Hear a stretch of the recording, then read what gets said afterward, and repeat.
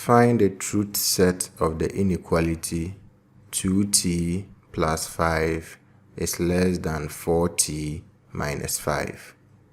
This is a multiple choice question, and so we will solve the question, and after that we will pick the correct option. The inequality is 2t plus 5 is less than 4t minus 5. We will begin by grouping like terms.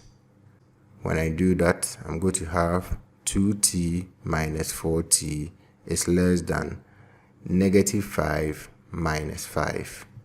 2t minus 4t will give us negative 2t. Negative 5 minus 5 will give us negative 10. And so we have negative 2t is less than negative 10.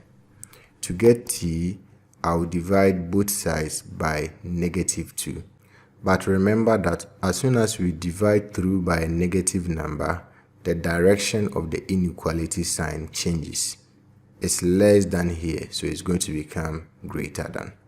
And so we will have negative 2t divided by negative 2 is greater than negative 10 divided by negative 2.